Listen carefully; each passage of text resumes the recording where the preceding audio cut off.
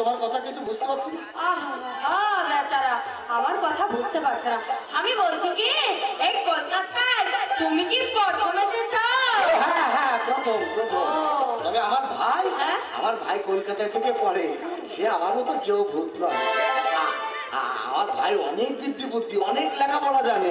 আমার ভাইকে তুমি চেনো? নেই তো। না তুমি কোথায় থাকো? থাকি না, থাকবো। একটা ঘর দরকার।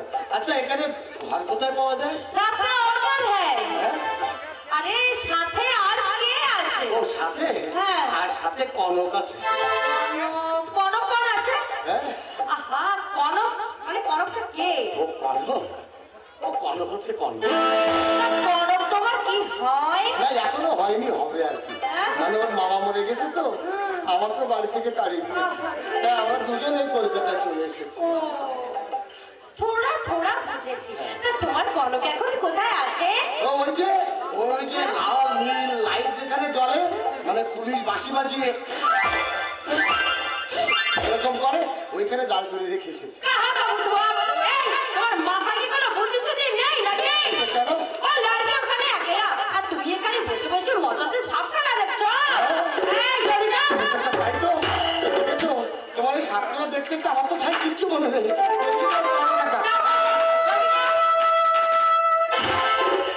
আবার কি হলো? ব্যাগটা কোথায় ছিল? আমার ব্যাগ কোথায় গেল? আর ছিল কোথায়? এখানেই তো রেখেছি। তোমার সাথে সে লোকটা কই? ও ব্যাগ যাক ব্যাগ করতে গেলে যদি কনক হারিয়ে যায়। আরে বলে ভালে আছে, তাই তো বলছে কলকাতায় প্রথম এসেছে। পাঠিয়ে তো দিলাম, কোথাও যদি হারিয়ে যায়, এখন তো ব্যাগ হারিয়ে ফেলেছে, আবার যদি নিজে হারিয়ে যায়, আমিও এক কাজ করি, আমিও যাই সাথে। বাবুজি রুকিয়ে, বাবুজি আমি নিয়ে আসছি, বাবুজি রুকিয়ে।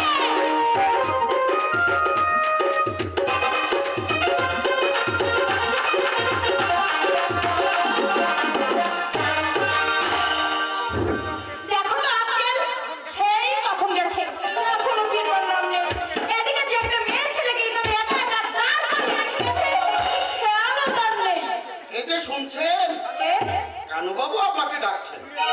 তা উনি এলেন না কেন? কানুবাবু ঘরদর সাফ করছেন। আচ্ছা বলছি ঘর কি পেয়েছেন?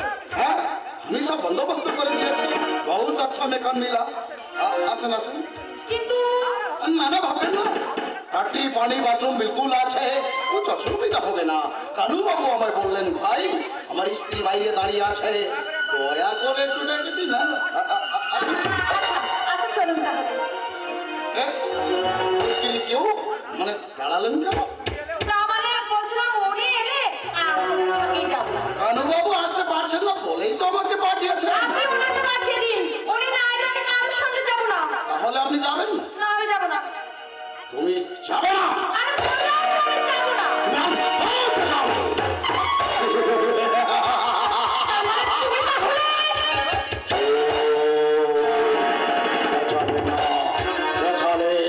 এই চা ফুটানোর ভিতরে ঢুকিয়ে দিয়ে একেবারে